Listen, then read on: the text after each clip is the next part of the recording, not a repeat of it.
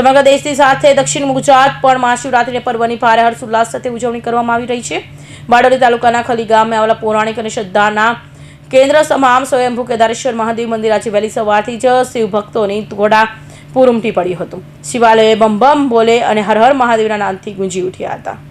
આ વર્ષે કેદારેશ્વર મહાદેવ મંદિર ટ્રસ્ટ દ્વારા ભક્તો માટે એક વિશેષ આયોજન કરવામાં આવ્યું છે। મંદિર પરિસરમાં ખાસ નેપાળથી મંગાવવામાં આવેલા હજારો શ્રદ્ધાળુ દ્વારા એક વિશાળ અને આકર્ષક શિવલિંગનું નિર્માણ કરવામાં આવ્યું છે।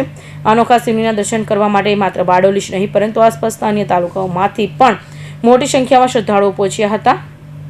ભક્તોએ કલાકો સુધી લાંબી કતારોમાં ઊભા રહીને ભોળાનાથના ચરણોમાં શીશ ઝુકાવ્યો હતો। મહાશિવરાત્રિના પાવન અવસરે છેલ્લા 2 દિવસથી મંદિર ખાતે ધાર્મિક ઉત્સવનો માહોલ જોવા મળી રહ્યો છે। વિદ્વાન બ્રાહ્મણો દ્વારા શાસ્ત્રોક્ત વિધિ અને વૈદિક મંત્રોચ્ચારો સાથે મહાયજ્ઞનું આયોજન કરવામાં આવ્યું હતું। હું કેદારેશ્વર મહાદેવ મંદિર ટ્રસ્ટનો પૂજારી ટ્રસ્ટી મનીષગીરી જગદીશગીરી ગોસ્વામી આજે મહાશિવરાત્રિના પર્વ નિમિત્તે કેદારેશ્વર મહાદેવ ઘણા ભક્તજનોની ખૂબ ભીડ સવારથી શરૂ થાય છે અને રાતના ઘીના કમળ ચડે ત્યાં સુધી ભીડ રહે છે। રાતના 12 વાગ્યા લગી આ ભક્તોની એટલું ઘોડાપુર જેવું વાતાવરણ થાય છે। અત્યારે મહાશિવરાત્રિના પર્વ નિમિત્તે કેદારેશ્વર મહાદેવ મંદિર ટ્રસ્ટે રુદ્રાક્ષનું શિવલિંગ જે 1 લાખ શિવલિંગ નેપાળથી ઓરિજિનલ અને કાઠમંડુથી લાવેલા રુદ્રાક્ષનું વિતરણ કરવા માટે સોમવારે બધા ભાવિ ભક્તજનોને આમંત્રણ આપ્યું છે। અને આનો કેદારેશ્વર મહાદેવ મંદિર 700 વર્ષ પુરાણું છે, પૌરાણિક છે અને લોકોને એની સાથે આસ્થા અને ભક્તિ જળવાયેલી છે। દરેક ભક્તોને આપણે એનો હવે બંધ કરી દો।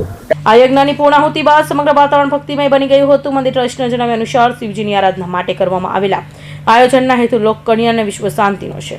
કેદારેશ્વર મહાદેવ મંદિર ટ્રસ્ટ દ્વારા એક મહત્વની જાહેરાત કરવામાં આવી છે કે જે રુદ્રાક્ષમાંથી ભગવાન શિવનું શિવલિંગ બનાવવામાં આવ્યું છે તે રુદ્રાક્ષનું પ્રસાદ સ્વરૂપે ભક્તોને વેચવામાં આવશે। આગામી સોમવારના રોજ આ પવિત્ર રુદ્રાક્ષનું વિતરણ કરવામાં આવશે જેનો લાભ લેવા માટે ટ્રસ્ટ દ્વારા ભક્તોને અનુરોધ કરવામાં આવ્યો છે। સર્વે ભાવિક ભક્તોને જય કેદારેશ્વર, જય જ્ઞાનેશ્વર।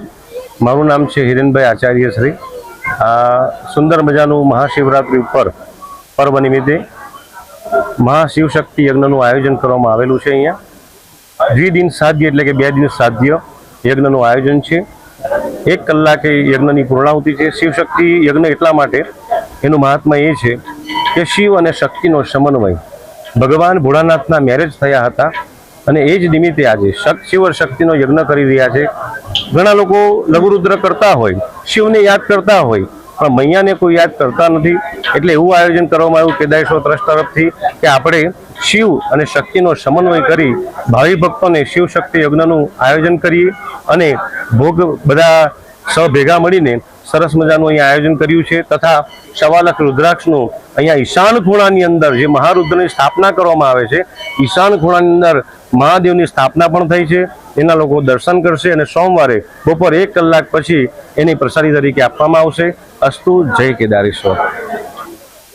મહાશિવરાત્રિ નિમિત્તે મંદિર સુરક્ષા અને વ્યવસ્થા જળવાઈ રહે તે માટે સ્વયંસેવકો અને પોલીસનો ચુસ્ત બંદોબસ્ત પણ જોવા મળ્યો હતો।